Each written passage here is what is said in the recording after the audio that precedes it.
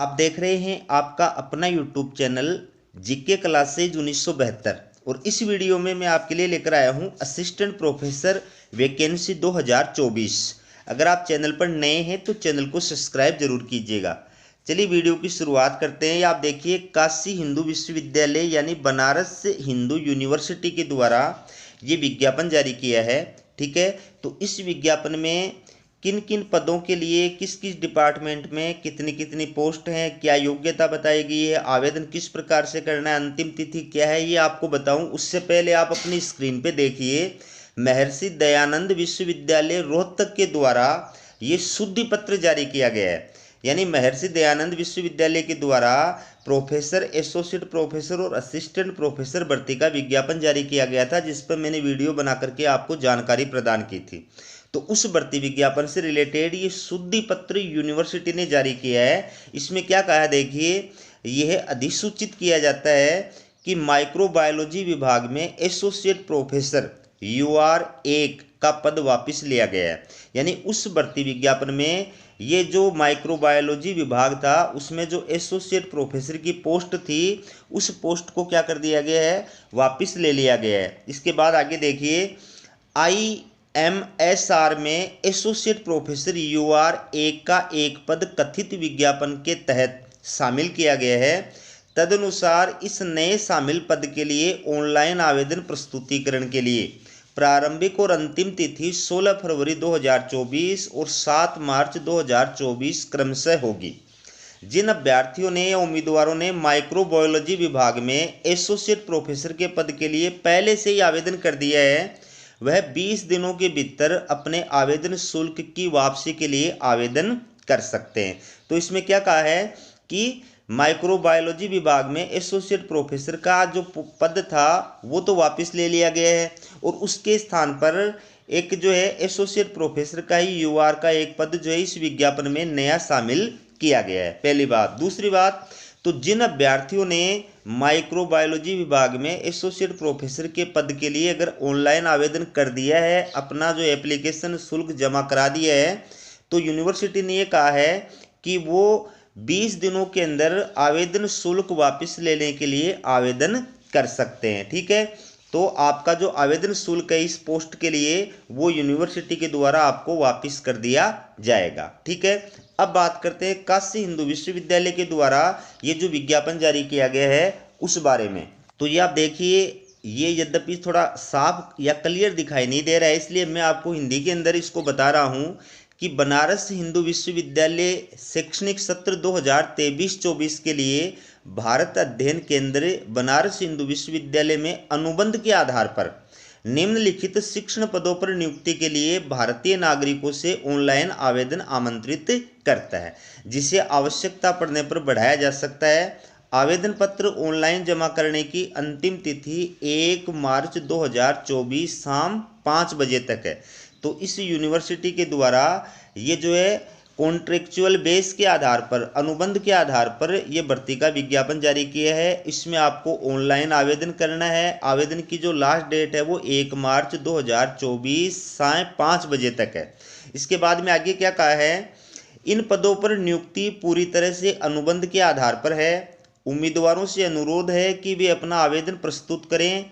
उम्मीदवारों को ऑनलाइन आवेदन जमा कराने की अंतिम तिथि तक या उससे पहले संयुक्त registrar recruitment and assessment cell, Holkar house, Banaras Hindu विश्वविद्यालय वाराणसी 22-1005 के कार्यालय में 100 प्रमाणित प्रमाण पत्रों या दस्तावेजों के साथ विधिवत ऑनलाइन आवेदन पत्र भरना होगा। युवाओं को सलाह दी जाती है कि वे अपनी पात्रता, शर्त, शॉर्ट लिस्टेड स्थिति के आधार पर आगे की जानकारी के लिए विश्वविद्यालय में जाएं। इसके अलावा शॉर्ट लिस्टेड किए गए उम्मीदवारों को वॉक इन इंटरव्यू की तारीख के बारे में ईमेल के माध्यम से अलग से सूचित किया जाएगा। यानी इसमें यूनिवर्सिटी ने क्या कहा है कि ये जो पोस्ट हैं ये क्या है, कॉन्ट्रैक्ट बेस के आधार पर है, अनुबंध के आधार पर है।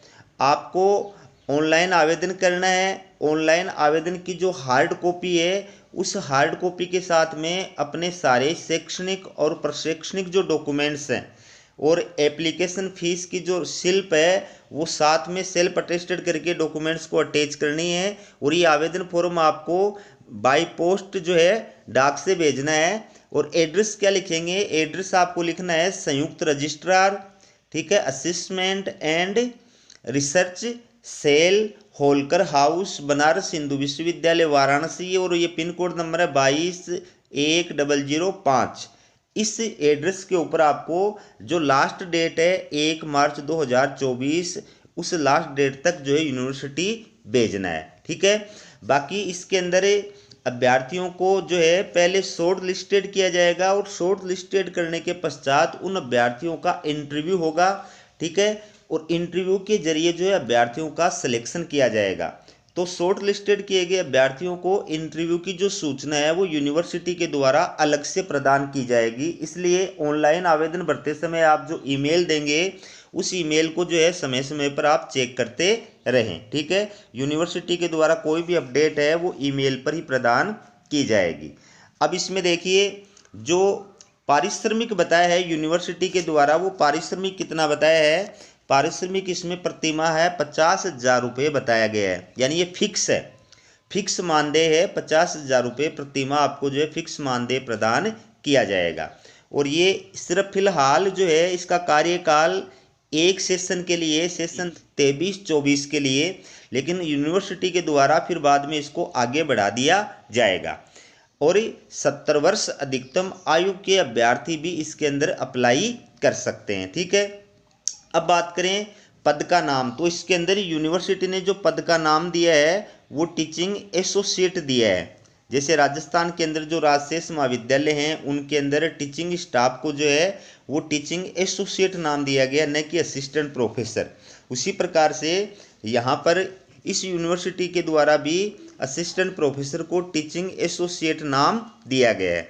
अब इसमें किन किन विषयों के अंदर ये जो है विज्ञापन जारी किया, तो इसमें आप देख सकते हैं, इसमें वेद और Sanskrit literature, Indian culture and civilization, philosophy and religion, ये 4 विषय हैं। प्रत्येक के अंदर एक एक पोस्ट है, ठीक है। और ये किस किस कैटेगरी के लिए आरक्षित है वो भी आप देख सकते हैं, ठीक है। अब बात करें एसेंशियल क्वालिफिकेशन की, कि यानी इन पदों के लिए अप्लाई करने के लिए आपके पास में क्या योग्यता होनी चाहिए। तो सबसे पहली बात जो है, जिस विषय में आप अप्लाई कर रहे हैं उस विषय में या उससे संबद्ध विषय में 55% मार्क्स के साथ में आपके पास में मास्टर डिग्री होनी चाहिए। और साथ ही साथ में आपका जो है गुड एकेडमिक रिकॉर्ड होना चाहिए, यानी गुड एकेडमिक रिकॉर्ड के साथ में संबंधित विषय में मास्टर डिग्री में कम से कम 55% मार्क्स आपके होने चाहिए, ठीक है। अब इसके साथ साथ और क्या कहा है कि ऐसे अभ्यर्थी जिनके पास में वेद या संस्कृत साहित्य या दर्शन और धर्म या भारतीय संस्कृति और सभ्यता में जो है एमए कर रखी है या फिर आचार्य कर रखी है, वो इसमें अप्लाई कर सकते हैं। दूसरी जो योग्यता बताई गई है वो क्या बताई गई है कि आपके पास में यूजीसी या सीएसआईआर के द्वारा आयोजित नेट की डिग्री जो है वो होनी चाहिए। तीसरी बात क्या बताई गई है कि आप पीएचडी जो है संबंधित विषय में आपके पास में पीएचडी की डिग्री होनी चाहिए, ठीक है। ये अनिवार्य योग्यता है। इसके बाद में डिजायरेबल क्वालिफिकेशन क्या बताई गई है, वांछनीय योग्यताएं क्या बताई गई हैं।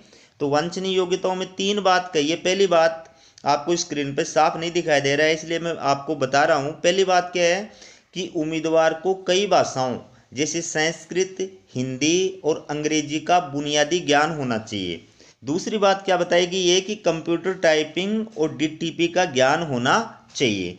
तीसरी बात क्या कही गई है, संस्कृत और अंग्रेजी भाषा से हिंदी भाषा में ज्ञान का स्थानांतरण होना चाहिए। तो ये सामान्य जो है योग्यता बताई गई है, वांछनीय योग्यताएं बताई गई हैं। इसके बाद में ये हैं जनरल इंस्ट्रक्शन टू कैंडिडेट्स, अभ्यर्थियों के लिए सामान्य निर्देश जो हैं वो बताए गए हैं। इसके अंदर पहला जो निर्देश है वो क्या बताया गया है कि ये जो पद है, ये जो विज्ञापन है, ये वर्तमान सत्र यानी 2023-24 के लिए ही अनुबंध के आधार पर जारी किया गया है, लेकिन इसको आगे भी बढ़ाया जा सकता है। दूसरा जो पॉइंट है इसमें क्या कहा है कि उम्मीदवार की पात्रता और किसी अन्य मानदंड की संतुष्टि पर ऑनलाइन आवेदन जमा करने की अंतिम तिथि को ध्यान में रखा जाएगा। ठीक है। तीसरी बात क्या बताएगी ये, चयन प्रक्रिया में होने वाले किसी भी विवाद या अस्पष्टता की स्थिति में विश्वविद्यालय का निर्णय अंतिम होगा। चौथी बात क्या बताएगी ये कि विश्वविद्यालय बिना कोई कारण बताए किसी भी समय किसी भी विज्ञापित पद को वापस लेने का अधिकार सुरक्षित रखता है या पदों की संख्या को घटाया या बढ़ाया जा सकता है। पांचवी बात क्या बताइए, यूजीसी विनियमों और समय समय पर इसके बाद के संशोधनों के अनुसार टीचिंग एसोसिएट्स के लिए SC ST OBC दिव्यांग उम्मीदवारों के मामले में मास्टर स्तर पर 5% अंकों यानी 55% से 50% तक की छूट प्रदान की जाएगी। यानी आरक्षित कैटेगरी के अगर अभ्यर्थी है या दिव्यांग कैटेगरी के अभ्यर्थी हैं वो अप्लाई कर रहे हैं तो उनको मास्टर डिग्री में जो मिनिमम मार्क्स बताए गए हैं 55%, उसमें 5% की छूट प्रदान की जाएगी। यानी अगर आपके मास्टर डिग्री में 50% है तो भी आप इसमें अप्लाई कर सकते हैं। छठा जो इंस्ट्रक्शन है वो क्या है, उम्मीदवारों को वॉक इन इंटरव्यू के समय सत्यापन के लिए अपने मूल प्रमाण पत्र या मार्कशीट लानी चाहिए। तो आप जब शॉर्ट लिस्टेड कर लिए जाएंगे और आपके पास में इंटरव्यू का मैसेज आ जाएगा, इंटरव्यू के टाइम पर अगर आप उपस्थित होते हैं उस टाइम पर आपको क्या करना है, अपने सारे ओरिजिनल डॉक्यूमेंट्स लेकर के उपस्थित होना है। और लास्ट बात क्या बताइए, साक्षात्कार में भाग लेने के लिए कोई टीए या डीए का भुगतान नहीं किया जाएगा। तो ये जनरल इंस्ट्रक्शन है। ठीक है। अगर आप ये योग्यताएं रखते हैं तो आप इसके अंदर अप्लाई कर सकते हैं। ये थी आपके लिए असिस्टेंट प्रोफेसर से जुड़ी लेटेस्ट अपडेट। इसी प्रकार की अपडेट पाने के लिए चैनल को सब्सक्राइब जरूर कीजिएगा। हमारा वीडियो देखने के लिए आप सभी का बहुत बहुत धन्यवाद।